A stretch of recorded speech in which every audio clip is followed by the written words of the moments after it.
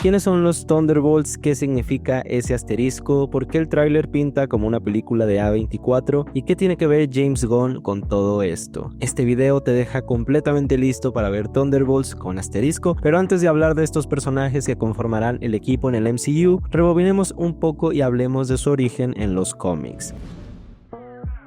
Lo primero que tenemos que entender de estos personajes es que toman su nombre de un equipo de los cómics de Marvel, pero con algunas licencias. El origen en los cómics de estos personajes es que, bueno, los Vengadores han muerto, por lo que el Barón Zemo quiere aprovechar esta oportunidad e idea un plan para gobernar el mundo, porque bueno, cómics. Entonces reúne a un equipo de villanos que en ese momento eran conocidos como los Maestros del Mal, un equipo de personajes muy secundarios y bastante poco desarrollados, y se hacen pasar por un equipo de superhéroes. Lo importante aquí, y lo que creo que va a terminar tomando la película de este cómic, es por supuesto en primer lugar la ausencia de los Vengadores, pero sobre todo el tema principal que envuelve a los personajes de este cómic, que es la redención. Y es que lo que pasa con este equipo de Thunderbolts es que los personajes que son básicamente villanos haciéndose pasar por héroes empiezan a sentir como que les está gustando más la vida de héroes que la de villanos, por lo que terminan redimiéndose y enfrentándose a Zemo. Y es que esto es algo que tienen en común con los personajes de la película. Todos han sido villanos en otros proyectos de Marvel que están buscando una especie de redención y de hacerse un nombre como héroes. Y aunque Yelena y el Red Guardian son la excepción a esta regla, cada uno está buscando una redención a su manera. Pero ahorita hablamos más a detalle de los personajes de la película. Como notarán, el título de la película tiene un asterisco al final. Literal es el título oficial, Thunderbolts asterisco. Y todavía no se sabe con certeza qué significa este asterisco. Lo único que mencionó Kevin Feige es que esto tendría sentido una vez que se estrene la película, por lo que hay muchas teorías, pero la más popular en internet es que quizá este equipo pase de llamarse Thunderbolts a Dark Avengers, que son otro equipo completamente diferente, pero tienen cierta relación con los Thunderbolts en los cómics. Y es que hay una etapa ya mucho más reciente en la que los Thunderbolts son un equipo liderado por Norman Osborn,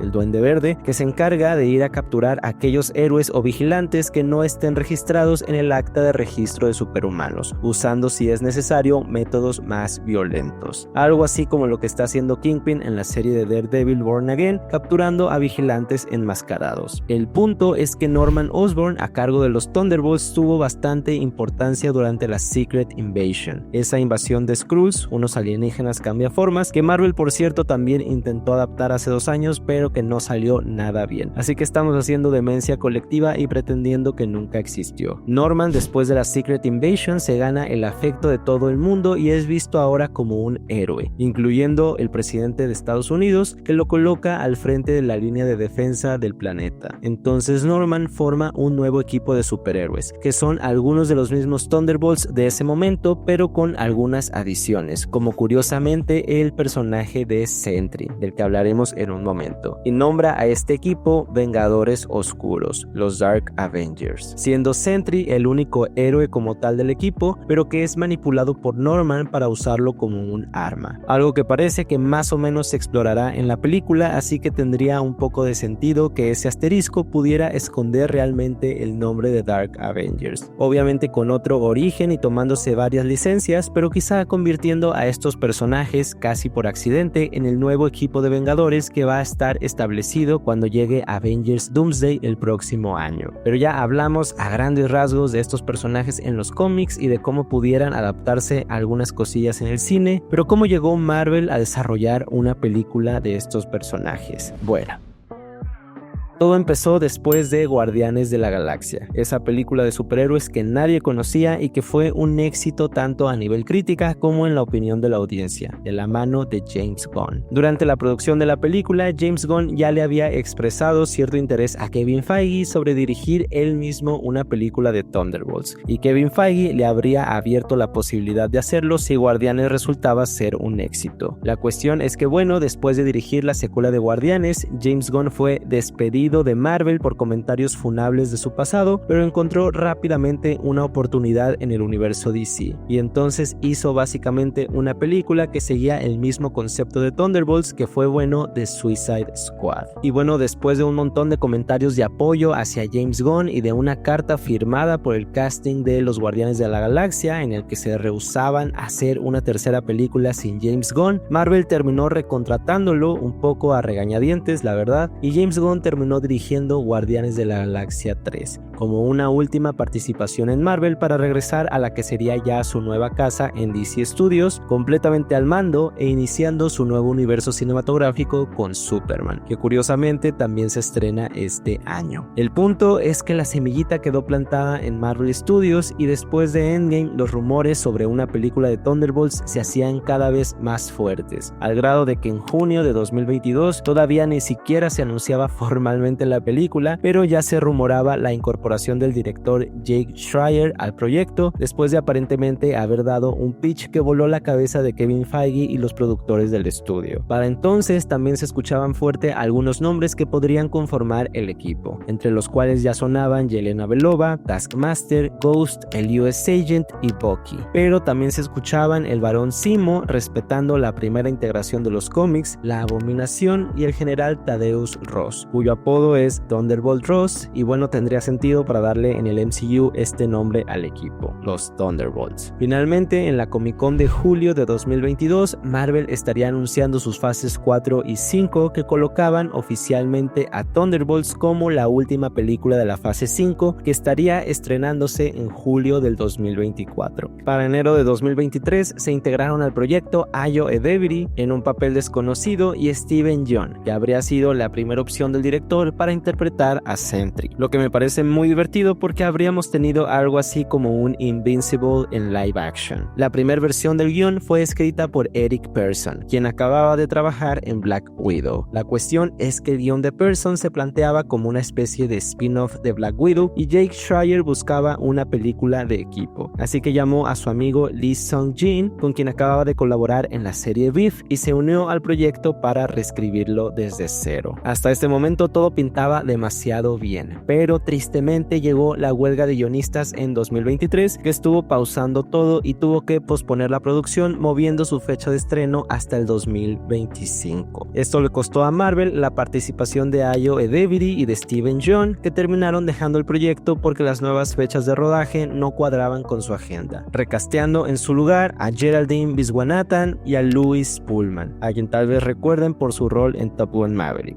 Este retraso también terminó alejando un poco a Lee Sung-jin, pero afortunadamente encontraron un gran reemplazo con la guionista Joanna Kalo, quien también trabajó en Beef y como showrunner en la gran serie The Bear. Como dato curioso, el nombre de producción que usó la película fue el de Oops All Berries, que es el nombre de un cereal del Capitán Crunch, lo que es curioso porque existe un póster de Thunderbolts que tiene el diseño de una caja de cereal, a raíz de un diálogo del Red Guardian en el que menciona que quiere ser la clase de héroe que tiene su juguete en los cereales para niños. De nuevo, hablándonos del tema de la redención y de cómo estos personajes querrán convertirse en héroes, pero también de la obsolescencia. Estos personajes no solo han sido villanos, sino que han sido personajes secundarios, incluso los más maltratados por Marvel. A nadie creo le interesaba ver un proyecto de Ghost o de Taskmaster o del Red Guardian, y ese es exactamente el espíritu de los Thunderbolts, un equipo maltratado y marginado, pero que tiene el potencial de ser algo más. Así que hablemos de quiénes son estos personajes ahora sí en el universo cinematográfico de Marvel.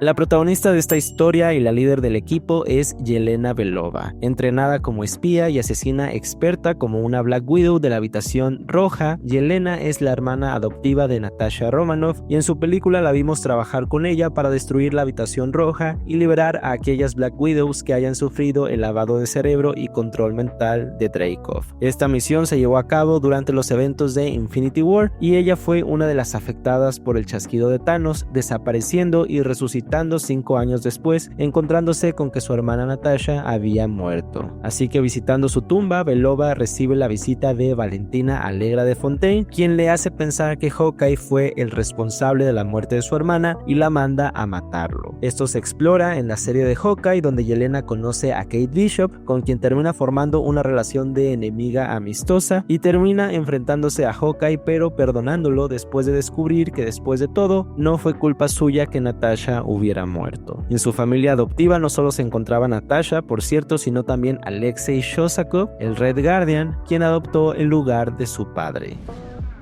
El Red Guardian, en resumen, fue algo así como un Capitán América soviético. Es un ex soldado de las Fuerzas Armadas soviéticas que fue inyectado con una variante del suero del supersoldado. Trabajando para Dreykov, fue enviado a Estados Unidos fingiendo ser el padre de una familia, donde tenía que proteger a Natasha y a Yelena, con quienes terminó encariñándose como si realmente fueran sus hijas. Sin embargo, cumple su misión y regresa a las niñas, entregándoselas a Dreykov para ser entrenadas como Black Widow. Después de cumplir su misión, lo mandan a la cárcel para ser rescatado por sus hijas 21 años después, quienes obviamente le guardan rencor, pero él aprovecha esta oportunidad para redimirse y ayudarlas en su misión de destruir la Habitación Roja, quedando finalmente un poco en paz con Natasha y con Yelena. Bucky es uno de los personajes que más trayectoria ha tenido en el MCU y una de las más raras también. Lo conocimos desde Capitán América 1, siendo el mejor amigo de Steve Rogers durante la Segunda Guerra Mundial. Parece que muere en una caída, pero en realidad solo perdió su brazo y fue capturado por Hydra, quienes experimentaron con él, le lavaron el cerebro, le dieron un brazo de metal y lo convirtieron básicamente en un arma. Así nace el Soldado del Invierno, alguien a quien Hydra fue usando durante varias décadas, descongelándolo solo cuando lo necesitaran para eliminar a aquellos que representaran una amenaza para Hydra, incluyendo a Howard Stark, el padre de Iron Man, y al mismísimo Nick Fury. Pero en esta última misión se topa con su viejo amigo Steve, que le ayuda a recordar su verdadera identidad. Bucky ya está viviendo una vida más tranquila cuando años más tarde, por consecuencia de los planes de Zemo para destruir a los Vengadores, Iron Man termina descubriendo que fue Bucky quien asesinó a sus padres, lo que lo lleva a reventarle el brazo otra vez y termina con él siendo refugiado en Wakanda. En este lugar Bucky conoce por fin la paz, y es que Shuri le ayuda a borrar esa codificación mental que Hydra le había impuesto en su cabecita, y Bucky comienza por fin a tener una vida normal en Wakanda cuando de pronto la aventura lo llama una vez más, cuando Steve y compañía forman un ejército para enfrentarse a Thanos. Ya sabemos cómo termina esto, y así como Yelena, Bucky también es desintegrado por el chasquido y regresando 5 años después directamente a los madrazos una vez más. Y aún así, después de todo este sacrificio, Bucky termina siendo testigo de cómo su mejor amigo Steve decide darle su escudo y hacer sucesor a Sam Wilson. Después de esto, Bucky estuvo yendo a terapia, y cuando todo parecía ir en calma una vez más, de pronto aparece un nuevo Capitán América, uno que no es Sam Wilson. Esto lo hace ir a buscar a Sam y trabajar juntos para recuperar el escudo, y de paso estrechando un poco los lazos entre ellos dos. Una vez más todo está en calma, pero tiempo después Bucky vuelve a perder el brazo, pues Nebula en una visita a la Tierra se lo roba para dárselo como regalo de Navidad a Rocket Raccoon. Sí, esto es canon. Y tiempo después se vuelve congresista de los Estados Unidos, que ya veremos qué relevancia tienen Thunderbolts, pero ajá. El punto es que Bucky ha vivido varias guerras durante varias décadas, desde la Segunda Guerra Mundial hasta la pelea con Thanos, y así como Yelena y Alexei, tiene sangre en sus manos. Ha sido un asesino que todo el tiempo solo ha buscado estar tranquilo consigo mismo. La historia de John Walker es mucho más cortita. Un supersoldado elegido personalmente por el Departamento de Defensa de los Estados Unidos para convertirse en el nuevo Capitán América, contradiciendo el deseo de Steve Rogers de dejarle el escudo a Sam. Sin embargo, este manto no le duró demasiado, pues manchó el escudo de sangre asesinando a un miembro de los Flag Smashers en público, en una escena bastante brutal, motivado por la ira y el deseo de venganza después de haber perdido a su mejor amigo, Lemar Hoskins. Sin embargo, más tarde decide pasarse al bando de los buenos, colaborando con Sam y Bucky y haciendo un poco las paces con ellos, siendo reclutado finalmente por Valentina Allegra de Fontaine, quien lo bautiza con el nombre de US Agent. La siguiente en la lista es Ghost, Ava Starr, a quien conocemos en Ant-Man y la avispa, que bueno, después de un accidente cuántico que mató a sus padres, obtuvo sus poderes que le permiten volverse intangible. Estos poderes, sin embargo, le drenaban su energía, lo que potencialmente podría acabar con su vida, pero al final logra estabilizarse con la ayuda del equipo Ant-Man y viviendo bajo la protección de Bill Foster, que según los rumores podría también aparecer en la película. La última integrante del equipo es Antonia Dreykov, mejor conocida como la Taskmaster del MCU. En el universo cinematográfico, ella es la hija del general Dreykov y posee ciertos reflejos y memoria fotográfica que la ayudan a replicar cualquier tipo de habilidad física que tengan sus oponentes. Ha sido expuesta a experimentos y mejoras cibernéticas para convertirla más en un arma como al resto de Black Widows, pero al final de la película termina siendo liberada por Natasha Romanoff. Pero por la ausencia de este personaje en muchos de los trailers, pósters y promocionales de la película, y siendo la única actriz de los Thunderbolts que no tuvo su silla en el anuncio de Avengers Doomsday, todos sospechamos que pues será esa integrante que no consiga terminar viva al final de la película.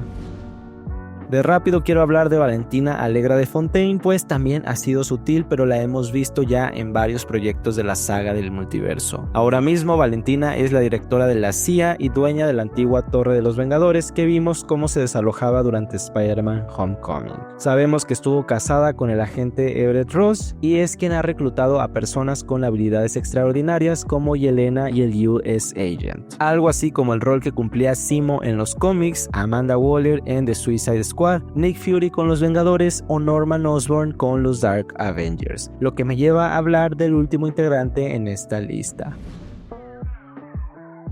Para hablar de Sentry tenemos que recurrir a los cómics otra vez porque esta sería su primera aparición en el MCU. En los cómics, Robert Reynolds es expuesto a un suero del supersoldado 1000 veces más fuerte que el del Capitán América, que le otorgó el poder de 1.000.000 de soles explotando, convirtiéndolo en el héroe más poderoso del planeta. Sus poderes por lo general están de alguna forma contenidos, así que no se sabe con exactitud qué tan poderoso es ni cuáles son sus habilidades exactas, pero es bastante omnipotente. Tiene super fuerza, puede volar, super oído, proyección de energía, se puede teletransportar, se ha recreado a sí mismo después de ser desintegrado, etc. Es algo así como una especie de Superman, pero cuyos poderes no conocen todavía un límite muy claro. La cuestión es que todo este poder viene con un precio, una entidad oscura y destructiva conocida como The Void, que en realidad es el monstruo interno de Bob.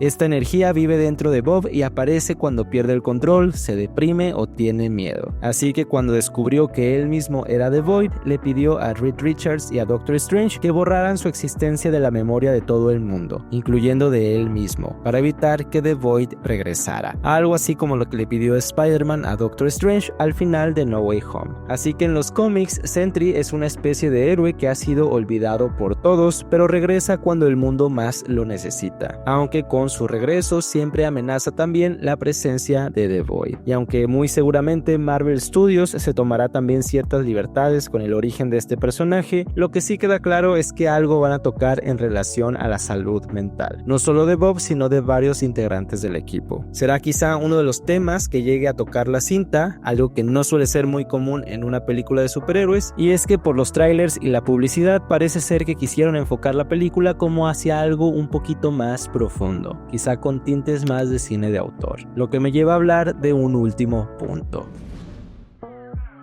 Hace apenas un mes o algo así, Marvel Studios estrenó un tráiler de la película que cambió un poco la percepción que se tenía de ella, pues intentaba venderse completamente como una película independiente, como si estuviera producida por A24. De hecho, en el tráiler destacan a muchos proyectos realizados por A24 en el que el equipo de producción ha trabajado antes, proyectos como Midsommar, A Different Man, Hereditary o Everything Everywhere All at Once. De hecho, de forma divertida titularon al tráiler Absolute Cinema, como el meme de Scorsese. Y aunque esta definitivamente no es una película indie de bajo presupuesto, sí da para comentar algunas cosas algo interesantes que compran por lo menos un poco de confianza en el producto final. Para empezar, este tráiler es la prueba máxima de que el cine comercial ya no es lo que era antes. Esos mega blockbusters no son necesariamente los que más hacen dinero y la audiencia poco a poco se ha ido interesando en ver mejores películas. Hemos tenido un exceso tan evidente de proyectos tan comerciales comerciales y sobre todo del género de superhéroes, cada año repleto de películas y series que no dejan de parecerse una a la otra, que el público empezó a cansarse un poquito e inclinarse por otras opciones, por películas que cuenten algo un poquito distinto. Hemos empezado a priorizar la calidad sobre la cantidad. Y el simple hecho de que Marvel haya querido disfrazar su película como algo un poquito más independiente prueba este punto, porque está apuntando a aquellas audiencias que ya están un poco fastidiadas del género de superhéroes. Ahora, la pregunta aquí ¿es realmente una película más íntima que respeta la visión de su director, quizá con una mirada más artística, o es otra película más de superhéroes del montón? La respuesta a esta pregunta no la sabremos hasta que se estrene, pero me genera mucha confianza que su director haya podido contratar al guionista y al equipo de producción que él quería para contar la historia que él quería. Que la película se grabó en muchísimas locaciones reales, que se hicieron uso de efectos prácticos para algunas secuencias de acción bastante extremas y por supuesto el talento involucrado detrás de la peli. Sobre las influencias de la película, Schreier mencionó a películas como Reservoir Dogs, Ronin, Misión Imposible, Protocolo Fantasma, en el aspecto de que tratan sobre un equipo disparejo forzado a trabajar juntos, pero también mencionó Toy Story 3 como una gran influencia al ser personajes que enfrentan la obsolescencia. Esto que mencionábamos hace rato, personajes que ya no son recordados o que han caído en el olvido, desechados a la basura. En el caso de Toy Story 3, literalmente son juguetes en la basura, pero en el de Thunderbolts son esos personajes que Marvel Studios ha tratado muy mal, que les ha dado poco desarrollo, donde ha sacrificado la oportunidad de contar mejores historias. Y el hecho de que ninguno tenga habilidades muy sobrehumanas y tengan que enfrentarse a un personaje como Sentry, obviamente al principio podría sonar absurdo, pero es precisamente lo que compra interés en la trama. ¿Cómo va este equipo tan mediocre a enfrentar una amenaza tan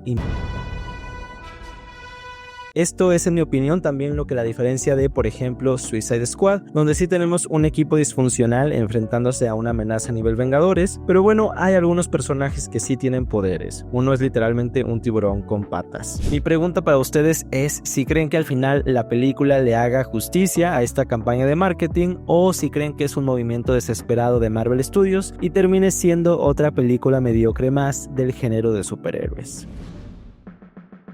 Quedan solo unos días para que estrene la película, que estaría cerrando la fase 5 de Marvel Studios, pero si resulta ser una buena película, quizá inicie una nueva etapa en el MCU que traiga de regreso el hype por los proyectos de Marvel que vemos cada año. Ese sentimiento que generaba ir a ver una película de Marvel al cine y que se ha ido diluyendo poco a poco, no necesariamente por el cierre que le dio Endgame a la saga del infinito, sino por la excesiva cantidad de proyectos que hay del género superheroico, tanto de Marvel como de otras productoras. Afortunadamente parece ser que ya se han percatado de esto, o al menos sus billeteras lo han resentido, y los siguientes proyectos prometen mucho más, incluyendo a esta película sobre el equipo disfuncional en busca de hacerse un nombre, los Thunderbolts. Déjame saber qué esperas de esta película y una vez que se estrene ya la estaremos comentando por acá, así que dale click a ese botón de suscripción para no perderte de ese video. Si te gustó este formato y te gustaría ver más videos como este, quizá de otras películas,